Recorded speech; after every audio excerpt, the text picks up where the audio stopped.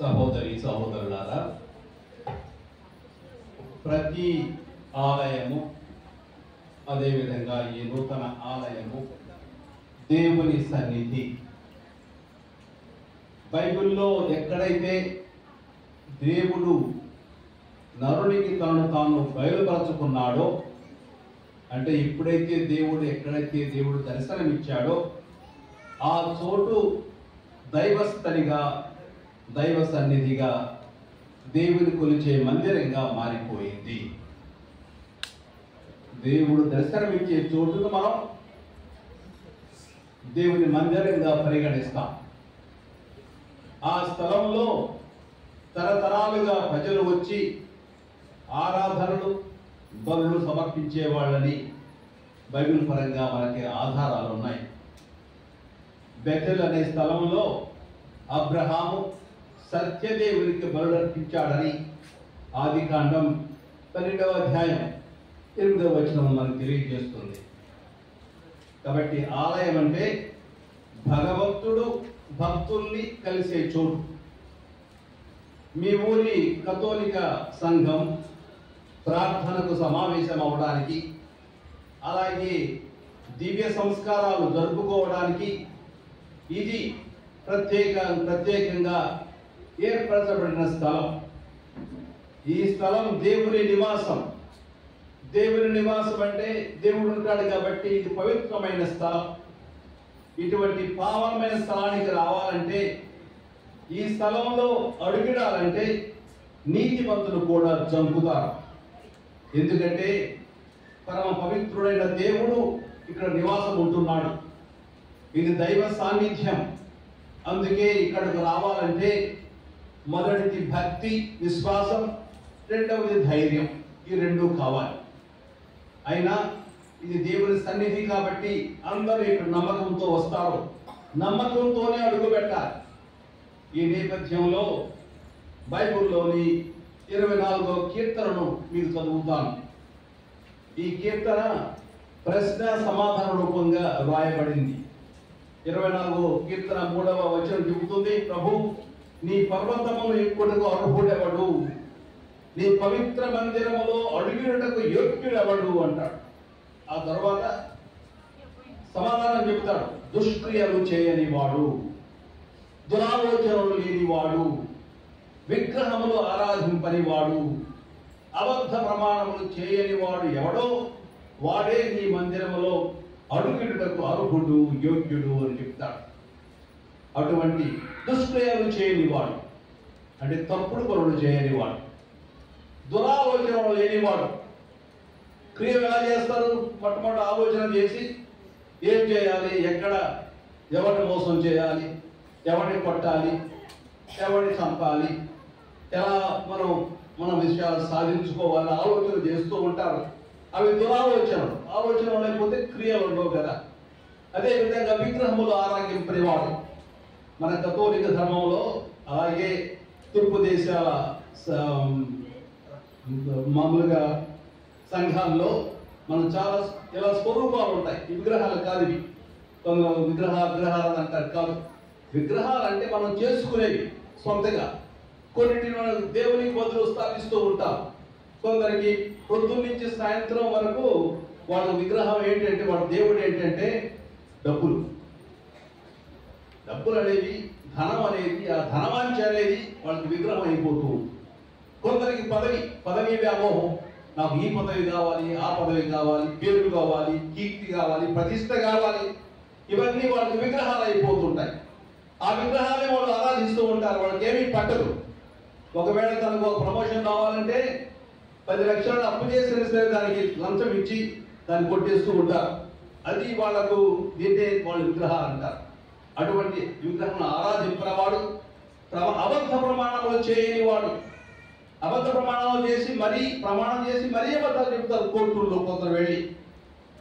అటువంటి వాడెవడో వాడే నీ మందిరములో అడుగుటకు అర్హుడు, యోగ్యుడు అని చెబుతాడు.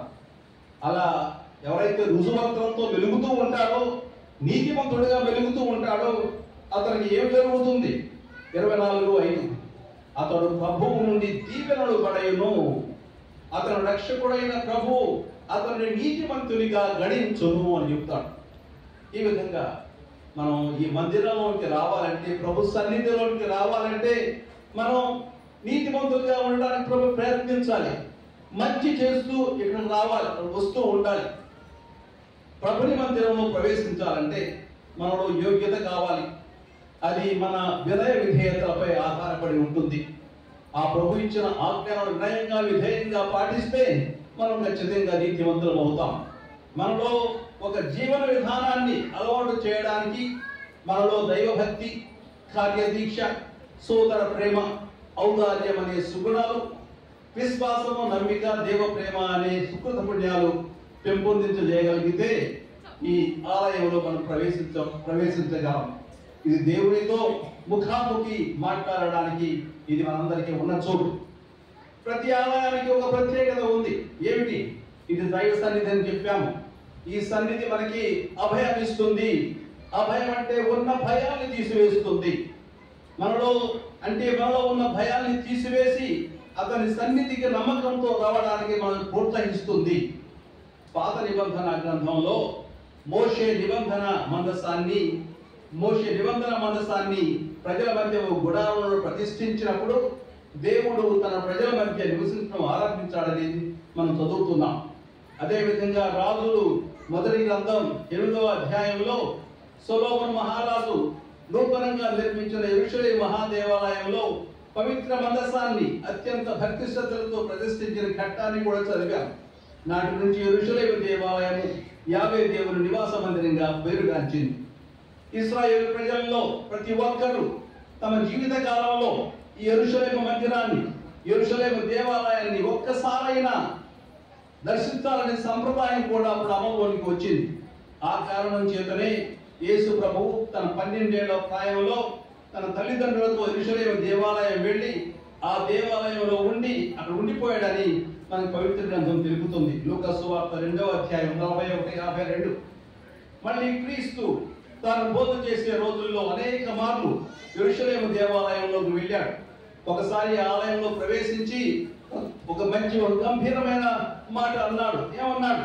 నా ఆలయము అన్ని జాతులకు ప్రార్థనాలయము అనబడును అని చెప్పాడు. అది యెషయా గ్రంథం నుంచి తీసుకోబడింది. 56వ అధ్యాయం 7వ వచనం. తాను ఇక్కడ మార్కు గారి సువిశేషంలో 11-17 చెబుతాడు. నా ఆలయము అన్ని జాతులకు ప్రార్థనాలయము అనబడును అని చెప్పి అక్కడ ఏం చేశాడు? ఇవాళ విన్నట్లు అక్కడ క్రయ విక్రయములు చేసే వారందరినీ బయటకు వెళ్ళగొట్టాడు. ఇక్కడ బేరాలు చేస్తున్నారు, డబ్బులు బానుస్తున్నారు, అక్కడ పక్షులను అమ్ముతున్నారు, జంతువులను అమ్ముతున్నారు, అంత ఖరాబు చేస్తున్నారు. ఇక్కడ దేవునికి బలులు అర్పించే బదులు, దేవునికి అదే విధంగా ప్రార్థన చేసే బదులు అక్కడ వ్యాపార సంస్థగా మారిపోయింది. అప్పుడు అది కోపం వచ్చి వాళ్ళందరినీ బయటికి వెళ్ళగొట్టాడు. నా ఆలయము అందరికి ప్రార్థనాలయము, కానీ మీరు ఇది మార్కెట్ స్థలంగా మార్చారని వాళ్ళందరినీ బయటికి పంపించేస్తాడు. కాబట్టి ప్రతి ఆలయము దేవుని ప్రార్థనాలయము. ఇక్కడ ప్రజలు ప్రార్థిస్తారు, దేవునితో సంభాషిస్తారు, దేవునికి స్తుతులు పాడుతారు, అతనికి కృతజ్ఞతలు చెల్లిస్తారు, గురువుల ద్వారా దీవెనలను పొందుతారు. ఆదికాండం 28వ అధ్యాయం 12వ వచనంలో చదివినట్లు మనం అక్కడ యాకోబు ఒక కల కన్నట్లు చదువుతాం. ఆ కలలో యాకోబు ఒక నిచ్చెన చూస్తాడు. ఆ నిచ్చెన మొదలు నేలలో తాకుతూ ఉంది, దాని చివర ఆకాశాన్ని అంటుతూ ఉంది. దేవదూతలు నిచ్చెన మీదుగా దిగుతూ ఎక్కుతూ ఉంటారు అక్కడ. అలాగే ప్రతి దేవాలయము యాకోబునకు కలలో కనిపించిన నిచ్చెన వంటిదని, మన ఆలయం కూడా ఒక నిచ్చెన వంటిది. ఇక్కడ నుంచి మనం దేవునితో సంభాషించడానికి వీలవుతుంది. అది మనల్ని దేవుని సన్నిధానానికి చేరుస్తుంది. ప్రార్థనలో మరియు ఇతర సంస్కారాలలో కొన్నప్పుడు దేవుని కృపావరాలని ఇవి మనపై వర్షింపజేస్తాయి. ఇంకొక విషయం, యేసు ప్రభువు తాను బోధించే సమయంలో ఒక మంచి మాట అన్నారు మనతో. ప్రార్థన గురించి చెప్పేటప్పుడు మత్తయి సువార్త 18వ అధ్యాయం 20వ వచనంలో ఏమని చెప్పాడు మనకి? ఎక్కడ 2-3 నా పేరున సమావేశం అవుతారో అక్కడ వారి మధ్య నేను ఉన్నాను అని చెప్పాడు. ఎక్కడ 2-3 నా పేరు సమావేశం అవుతారో నేను అక్కడ ఉన్నానని చెబుతాడు. కాబట్టి ఇటువంటి ఆలయం ఉన్నప్పుడు మన ఊరిలో కానీ, మన ఇంటిలో, మన పొరుగు వాళ్ళలో, లేకుంటే మన బంధువుల్లో, మన సొంత ఇంటిలో ఎటువంటి అవసరాలు వచ్చినప్పుడు ఏం చేయాలి? మనం ఊరికి అక్కడి నుంచి ప్రార్థన చేయడం కాదు, ఇద్దరు ముగ్గురు తీసుకొని రావాలి. గుడిలోకి వచ్చి, ప్రభు నీ పేరు మీద మీ అంత సమావేశమయ్యా, ఇక్కడ మా ప్రార్థన విను ప్రభు, ఇది మాకు ముఖ్యమైన ఒక విషయం ఉంది ఇక్కడ, దీని గురించి చాలా బాధపడుతున్నాం. ఎవరికో తప్పు చేసింది, లేకపోతే అనుకోకుండా చనిపోయారు, ఇంకా ఎవరో పారిపోయారు, అందరూ చాలా బాధపడుతున్నాం. కాబట్టి దీని పరిష్కారం నువ్వే చూపించాలి అని మనం ప్రభుని వేడుకుంటూ ఉండాలి. ఎందుకంటే ఎక్కడైతే ఇద్దరు ముగ్గురు సమావేశం అవుతారో అక్కడ ప్రభు మన మధ్యనంతా వాగ్దానం చేశాడు, మన ప్రార్థన తప్పక వింటాడు. ముఖ్యంగా ఈ స్థలానికి వచ్చి మనం ప్రార్థన చేస్తే ప్రభు మన ప్రార్థన చక్కగా వింటాడు. మన ఇంటిలో కూడా వింటాడు అనుకోండి, కానీ ఇది ఇంకా చాలా ప్రత్యేకమైన స్థలం కాబట్టి ప్రభు మన ప్రార్థన వింటాడు. ఎక్కడ ఇద్దరు ముగ్గురు నా పేరిట సమావేశం అవుతారో వారి మధ్య నేనున్నానని ప్రభు వాగ్దానం చేశారు. కాబట్టి ఈ దేవాలయంలో మనం ప్రభుని నామంలో ఒక సంఘంగా సమావేశమైనప్పుడు, సమకూడి ప్రార్థన చేస్తున్నప్పుడు క్రీస్తు ప్రభువే మన మధ్య సాక్షాత్కరిస్తారు. ఈ ఆలయం ఏం జరుగుతుంది? ఈ విషయం మనం గమనించాలి. ఈ ఆలయం ఏం జరుగుతుందంటే మనం చేసే ప్రార్థనల వలన, ప్రభు సన్నిధి వలన, నూతనకి జీవనకి సంఘం, సాక్ష్యానికి సంఘం, ఇది నూతన జీవన కుమారుడా దైగల దేవుని వాగ్దానాలు మీ పుణ్యశాస్త్రానికి ఉండనుగా.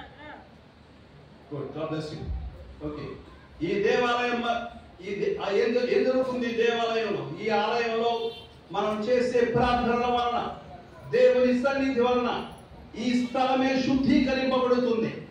దేవునితో బంధం పటిష్టం చేసుకోవడానికి ఒక అనువైన స్థలంగా మారిపోతుంది. అది జరిగేది ఇక్కడ ప్రక్రియ. ఈ స్థలం ఒక మంచి పవిత్రమైన స్థలంగా మారుతుంది. మన ప్రార్థన పూర్వకంగా దేవుని సన్నిధి వలన, పవిత్రాత్మ వరాల వలన ఈ స్థలం అంతా పవిత్రంగా మారిపోతుంది. ఈ దేవాలయం మాత్రమే కాదు, ఈ దేవాలయంలో పాటు మన అంతరంగం కూడా శుద్ధీకరింపబడుతుంది. అలాగే మన అంతరంగం కూడా ప్రభుని నివాసానికి యోగ్యమైన హృదయంగా మారుతుంది. అందరి హృదయాలు మారిపోతాయి. ఈ స్థలంలోకి వచ్చి ప్రార్థన చేస్తే ఈ స్థలం పవిత్ర స్థలంగా మారుతుంది. ఈ స్థలంతో పాటు మనం కూడా మారుతాం. కాబట్టి ఈ విధంగా మన హృదయాలు మారిపోతూ ఉంటాయి. ఈ విధంగా మనం కూడా ప్రభుని నివాసానికి యోగ్యమైన హృదయాలు మనం కూడా పొందుతాం. అందుకని ఆ విషయాన్ని మనం గుర్తించకుండా ఉండాలి. ఎక్కడైతే మనుషులు ప్రార్థన చేస్తూ ఉంటారో ఆ ఇంటిలో కూడా ఇటువంటి శుద్ధీకరణ జరుగుతుంది. అది పవిత్రమైన స్థలంగా మారుతుంది.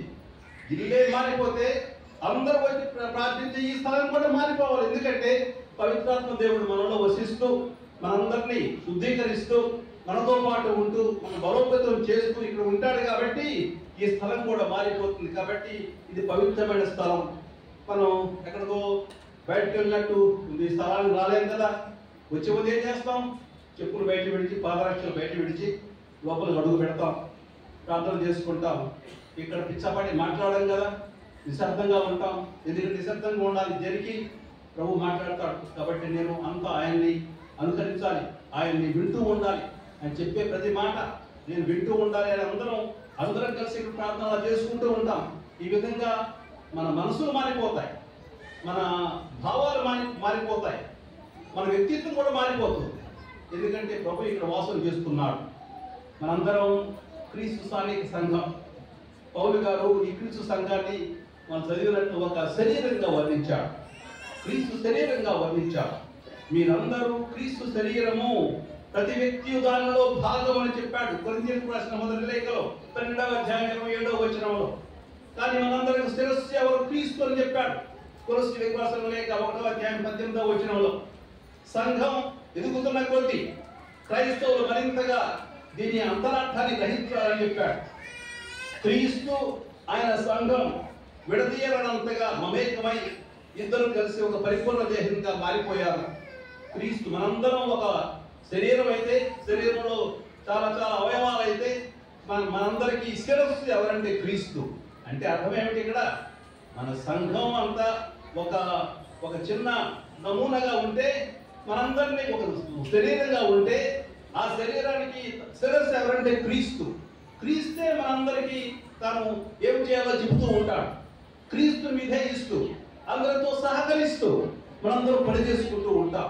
ఈ విధంగా మనం అందరం కలిసి ఉండాలని ఆయన మనకు పౌలు గారు చెబుతున్నారు. క్రీస్తు తన పునరుత్థానం ద్వారా, ఆరోహణం ద్వారా మన సంఘానికి శిరస్సు అయ్యారు. మన సంఘానిపై క్రీస్తుకు తిరుగులేని అధికారం ఉంది. మన సంఘం బలపడాలంటే మన సంఘానికి జీవనం ఎవరు? క్రీస్తు ప్రభు. మన సంఘానికి ఎదుగుదల ఎవరు? క్రీస్తు ప్రభు. మన సంఘానికి బలం ఎవరు? క్రీస్తు ప్రభు. వీటన్నిటికీ మూలం ఎవరు అంటే ఆయనే క్రీస్తు ప్రభు. ఆయనే మనందరినీ ఒక కుటుంబంగా చేరుస్తున్నాడు, ఒక శరీరంగా రూపొందిస్తున్నాడు.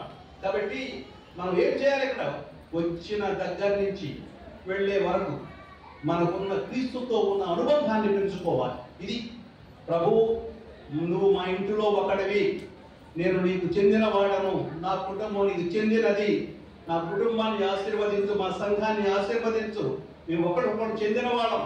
కాబట్టి ఎవరినో మేము తృణీకరించడం లేదు. ఎవరి బాధ అందరి బాధలు మా బాధలే. అందరూ కలిసి ఉండాలి. ఒకళ్ళు శరీరానికి ఒక చిన్న అవయానికి ఏదన్నా బాధ కలిగితే, ఏదన్నా హాని కలిగితే ఆ శరీరం మొత్తం బాధపడుతుంది. అదే విధంగా మన సంఘంలో ఎవరికన్నా చిన్న బాధ వస్తే మనందరం వాళ్ళని పరామర్శించాలి, వాళ్ళ కోసం ప్రార్థన చేసుకుంటూ ఉండాలి. కాబట్టి ప్రార్థన అనేది ఒక్కటే కాదు, ప్రార్థనతో పాటు బంధాలు కూడా కావాలి. బంధాలు, నా చెల్లి, నా అక్క, నా తమ్ముడు, నా అన్న, నా నాన్న అని ఒకరికొకరి ఉన్న బంధాలు కావాలి. మనం చూస్తూ ఉంటాం కదా, మనం సిటీకి వెళ్ళినప్పుడు, సిటీకి వెళ్తే మనం ఎవరు ఒకరికి తెలియదు. మా ఫ్రెండ్లే, మా స్నేహితులు చెప్పేస్తా అని చేస్తాం. మనం గ్రామాల్లోకి వస్తే ఏం చేస్తాం? మనం గ్రామాల్లోకి వస్తే బంధాలు వచ్చేస్తాయి. అక్క బాగున్నావా, అన్న బాగున్నావా, అన్న తప్పుడు ఎలా ఉన్నారా, బాబా ఎలా ఉన్నావు, అందరు ఇలాగే చుట్టాలు కాకపోయినా మనం పలకరించుకుంటూ ఉంటాం. కాబట్టి ఈ సంఘం అనేది, మన క్రైస్తవ సంఘం అనేది ఒక మంచి మంచి మంచి ఒక శరీరంగా ఏర్పడి ఈ బంధాలకు ముఖ్యమైన ప్రాముఖ్యత ఇస్తూ ఉండాలి. కొరింథీయులకు రాసిన మొదటి లేఖలో పౌలు గారు అంటారు, దేవుని సేవల గురించి చెప్పిన నేపథ్యంలో క్రీస్తు సంఘాన్ని గురించి ఒక సత్యాన్ని మన ముందు చూస్తున్నాడు. ఏమంటాడు ఆయన? మీరు దేవుని ఆలయమనియు దేవుని ఆత్మకు నివాసమనియు మీకు తెలియదా? మీ అందరిలో దేవుని ఆత్మ వసిస్తుంది. కాబట్టి ఆ ఆత్మ దేవుడు మీకు అనేక వరాలు ఇస్తాడు. ఆ వరాలని మీరు ఆపాదించుకొని వాటిని పాటించాలంటాడు. అదే విధంగా ఈ సంఘాన్ని ఎవరు హాని చేయకూడదు. ఈ సంఘానికి ఎవడైనా దేవుని ఆలయంను ధ్వంసం చేసినచో దేవుడు వారిని ధ్వంసం చేయును. ఏమైనా దేవుని ఆలయం పవిత్రమైనది, మీరే ఆయన ఆలయము. చూడండి, ఎవరు మీరు అంటాడు? మీరే దేవుని ఆలయము. ఇది ఎలాగైతే దేవుని ఆలయమో దాంతో పాటు మీరంతా ప్రతి ఒక్కరూ దేవుని ఆలయము. మీరు పవిత్రుడు, మీలో దేవుని ఆత్మ వసిస్తూ ఉంది. కాబట్టి ఒకరికొకరు గౌరవించుకుంటూ ఉండాలి, ఒకరికొకరు హాని చేయకూడదు. ఎవరైనా హాని చేస్తే దేవుడు మిమ్మల్ని శిక్షిస్తాడని చెబుతున్నాడు. అందుకే మన క్రొత్త గుడి ఒక ఆలయం అయితే, ఇది ఒక ఆలయం అయితే మన దేహం కూడా ఇంకొక ఆలయము. మొదటిది దేవాలయము, ఇంకొకటి దేహాలయము. మన దేహం కూడా ఆలయం. ఇది దేవాలయము, మనది దేహాలయము. ఈ దేహాలయం కూడా పవిత్రమైనది. రెండో, ఎందుకంటే ఇక్కడ పవిత్రాత్మ దేవుడు వసిస్తున్నాడు. ఈ మనందరి కోసం దేవాలయంలో వసించే ఒక దేవుడు ఉన్నాడు. అలాగే మనలో ప్రతి ఒక్కరి ఆత్మలో వసించే పవిత్రాత్ముడు కూడా ఉన్నాడు. ఈ ఆత్మ మూలంగా మన దేహం దేహాలయమైంది. ఈ దేహాలయంలో మనం ఏం చేయాలి? ఈ దేహంతో దేవుని మహిమ పరచు పనులు చేస్తూ ఉండాలి. నేను ఎలా చేస్తాను? నా ఇంట్లో ఉంటే అమ్మకి నాన్నకి గౌరవం కలిగించే పనులు చేస్తూ ఉంటాను. ఇంటికి వెళ్ళి నాన్న చెబుతారు, ఏరా పాస్ అయ్యావా? పాస్ అయ్యాను. అమ్మ అడుగుతుంది, పాస్ అయ్యారు అని చెప్తాను. అంతే కదా, వాడి గౌరవం, ఆనందం, సంతోషం. అదే ఎలాగైతే ఇంటిలో మన గౌరవప్రదంగా బతకాలని మనం ప్రయత్నిస్తూ ఉంటామో, ఇక్కడ కూడా దేవుని సంఘంలో ఉన్న ప్రజలందరూ, ప్రతి విశ్వాసి దేవునికి మహిమపరిచే పనులు చేయాలి. మన శరీరాన్ని ఆ మహిమపరిచే పనులు చేయాలంటే మనం జాగ్రత్తగా వ్యవహరించాలి. మన శరీర రథాన్ని ముందుకు నడిపే ఒక ప్రధాన పరికరం ఉంది. ఆ ప్రధాన పరికరం ఏంటి? బుద్ధి. బుద్ధే కదా, బుద్ధి. ఆ బుద్ధి మన పెద్దవాళ్ళకి కోపం వస్తే ఏమంటారు? బూతులు తిట్టుకోవడం, మంచి బూతులు తిడతారు. ఏంటది? బుద్ధి ఎదురా కదా అంటారు, అంతే కదా. అది ఆ బుద్ధి అనేది చాలా ముఖ్యం మనకి. ఆ బుద్ధి మన ప్రధాన పరికరం మనం ముందుకు నడుపుతూ ఉంటుంది. దీని పట్ల మనం జాగ్రత్తగా వ్యవహరించాలి. మంచి బుద్ధి ఉండడానికి మనం తెచ్చుకోవడానికి ప్రయత్నిస్తూ ఉండాలి. పౌలు గారు గలతీయులకు రాసిన జాబులో ఈ విధంగా చెబుతున్నారు. క్రీస్తు దేవుడు మనందరినీ స్వతంత్రులను చేశాడు. ధర్మశాస్త్రం నుండి ముక్తులను చేసి మనందరూ స్వతంత్రులను చేశాడు. స్వాతంత్ర్యం అంటే విచ్చలవిడిగా ప్రవర్తించడానికి కాదు, మన స్వేచ్ఛ సోదర ప్రేమలో కనిపించాలి. నా సోదర ప్రేమలో నా స్వేచ్ఛ కనిపించాలి. నా స్వేచ్ఛకు ఫలితం ఏమిటంటే సేవ. నేను స్వేచ్ఛాజీవిని, అవును. నా స్వేచ్ఛకు ఫలితం ఏంటంటే సేవ చేస్తూ ఉండాలి అందరికీ. కానీ ఈ సేవను సాధించడం ఎలాగా? మనం శరీర స్వభావంతో కాక ఆత్మ స్వభావంతో మెలగాలి.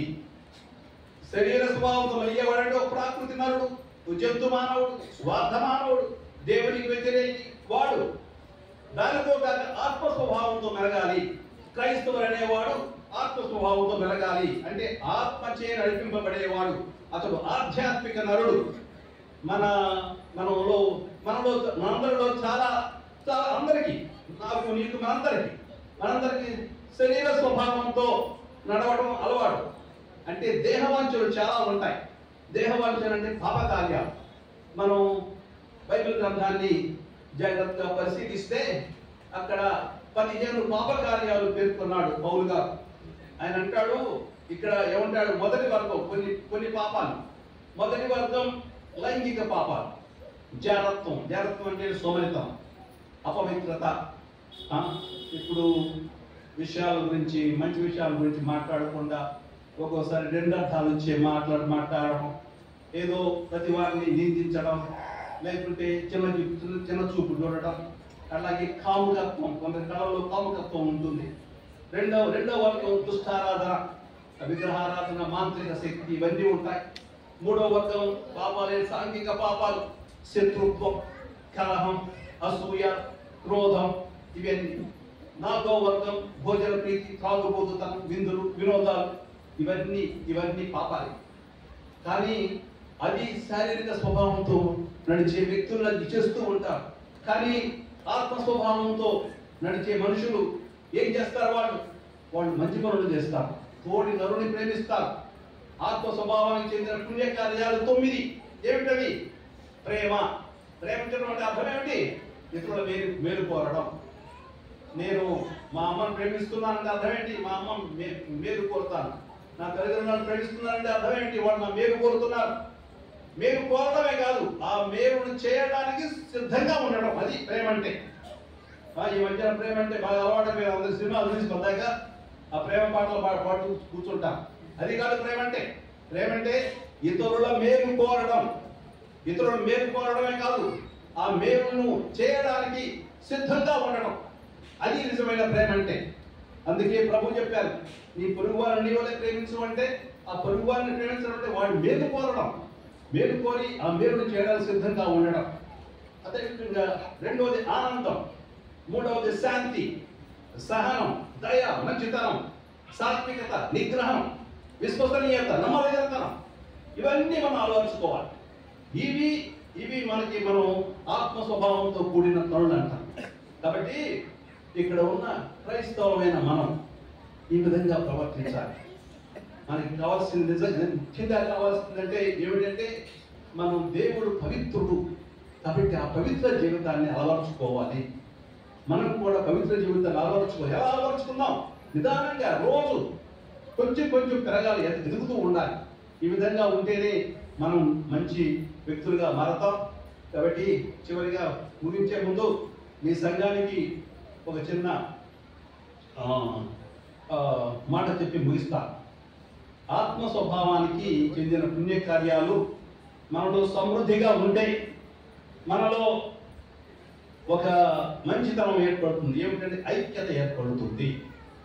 క్రైస్తవ సంఘం ఐక్యంగా ఉంటారు. ఐక్యత లేకపోతే మనం విడిపోతే ఈ సంఘం మంచిది కాదురా అని వెంటనే నాకు పేరు వస్తుంది. అందరూ కలిసి మంచి చేద్దాం, అందరూ కలిసి మంచి చేయాలి. కాబట్టి ఒక మాట మీద నిలబడదాం, ఏది నిజమో ఏది సత్యమో దాన్నే పాటిద్దాం అనే మాట మీద ఉండాలి. దాంతోపాటు ఒకళ్ళు అంటే ఒకళ్ళకి అంటే అభిమానం, ఆ విధంగా ఒకరు మాట్లాడితే ఒకళ్ళు వినడం, ఏది మంచిదైతే దాన్ని మనం ఆచరించడం, ఒకళ్ళంటే వాళ్ళకి ఎన్నో అసూయ లేకుండా ఉండడం, ఇతరులంటే అభిమానం చూపించుకోవడం, గౌరవం చూపించుకోవడం, ఇలా ఉంటేనే అప్పుడు క్షమ వస్తుంది, అప్పుడు దయ వస్తుంది, అప్పుడు కనికరం వస్తుంది, అప్పుడు ప్రేమ కూడా వస్తుంది. కాబట్టి మనం ఐక్యం కావాలంటే ఈ సుగుణాలు కావాలి మనకి. ఆ సుగుణాలు లేకపోతే మనలో ఐక్యత ఉండదు. అందరం కలిసి ఉంటే ఐక్యత ఉంటుంది. ఒకవేళ అందరం కలిసి లేకపోతే మనలో ఐక్యత ఉండదు. మన ఈ మధ్యన నేను చూశాను ఎక్కడో ఒక చోట, ఒకరోజు ఏదో కొందరు వ్యక్తులు ఒక సంఘంలో, మన సంఘంలోనే నేను రోజు గ్రామాలు వెళ్తాను కదండి, వచ్చి నాకు చెబుతూ ఉంటారు. వాళ్ళు ఏం చేస్తారు, వాళ్ళ మధ్య తగాదాలు వచ్చాయి. ఒక సంఘంలో మంచి వాళ్ళు వెళ్తారు, అందరూ మంచి వాళ్ళే రండి. ఒకళ్ళు అంటారు, ఈ కేటగిరీస్ కలిస్తే మేము ఉండడం ఇక్కడ వెళ్ళిపోతాం, అక్కడ ఇంకొక కొత్త సంఘం వచ్చిందంటే ఆ సంఘం వెళ్ళిపోతా ఉంటారు. నీకేమైందిరా, అది ఒక కేటగిరీస్ మొదలు వెళ్ళిపోతాం ఏంటి, అసలు న్యాయం ఏంటి చెప్పి, అసలు విషయం ఏంటి అంటే మీరు చెప్పిందా వినడం లేదు. నేను ఆయన అడిగితే అంటారు, వాళ్ళు ఏం చెప్పట్లేదండి, చెప్పేదంతా వాళ్ళ మీద ఎవరి మీద పోట్లాడుకుంటున్నారు. ఆ ఊళ్ళో 2 గ్రూపులు ఉన్నాయి మా సంఘంలో. ఒకరంటే వాళ్ళు పడడం లేదన్నమాట, వాళ్ళతో వాళ్ళు మాట్లాడకుండా నెప్ప అంత కేటగిరీస్ మేము పెడుతున్నారు. నేను చెప్పాను, అది కదయ్యా, మనం ఒకరితో మాట్లాడాలి, ఇప్పుడు సీరియస్గా ఉండాలి. మీరు తప్పుగా వెళ్ళిపోతే మీరు మంచివాళ్ళు కాలేరు. అక్కడ వెళ్ళిన తర్వాత వాళ్ళ కూడా చిట్టు పెడతారు. అక్కడికి వెళ్ళి అనవసరంగా వాళ్ళ సంఘాన్ని పాడు చెప్పాలంటే ఇక్కడే వాళ్ళని చెప్పాను. అప్పుడు ఆ సంఘాన్ని బాగు చేస్తున్నాను కదా. అందుకని ఐక్యత ఉండాలి. ఐక్యత కావాలి మన అందరిలో. ఒకళ్ళ మాట ఒకరు వినాలి. కొంచెం అప్పుడప్పుడు ఒకవేళ ఎవరైనా గట్టిగా మాట్లాడినా సరే తగ్గుంటే ఏమవుతుంది చెప్పి ఒక మాట చెప్పాలి, అబ్బాయి మీరు గట్టిగా మాట్లాడుతున్నారు, మంచిది కాదని. మేము మాట్లాడేది కూడా నిజమే, మీరు మాట్లాడేది నిజమైతే మేము మాట్లాడేది కూడా నిజమే చెప్పాలి. కొంచెం వాళ్ళతో కొంచెం ఈ డైలాగ్ అనేది కావాలి, సంభాషణ కావాలి. అలా సంభాషణ పరంగా మనం మాట్లాడగలిగితే, ఒకరితో ఒకరు మాట్లాడగలిగితే మన కష్టాలు తీరిపోతాయి. ఒకసారి మనం మాట్లాడగలుగుతాం, అభిమానం అడ్డు వచ్చి లేకపోతే మనం అంటే ఏమనుకుంటాడో మేము మాట్లాడితే అదొక బాధ కొందరు. అదేవిధంగా అందుకని ఒక్క విషయం బడికి మీరు ఎప్పుడు మర్చిపోవద్దు, అందరూ కలిసి ఉండండి. కలిసి ఉంటేనే ఆ విధంగా మనం కూడా మంచి సాక్ష్యాన్ని ఇవ్వగలం. కలిసి లేకపోతే మంచి సాక్ష్యాన్ని ఇవ్వలేం, కలిసి ఉంటేనే మంచి సాక్ష్యాన్ని ఇవ్వగలం. అటువంటి సాక్ష్యాన్ని మీరు అందరూ ఇస్తారని, ఆశీర్వాదం మీకు లభించాలని మిమ్మల్ని దీవిస్తూ ముగిస్తాం.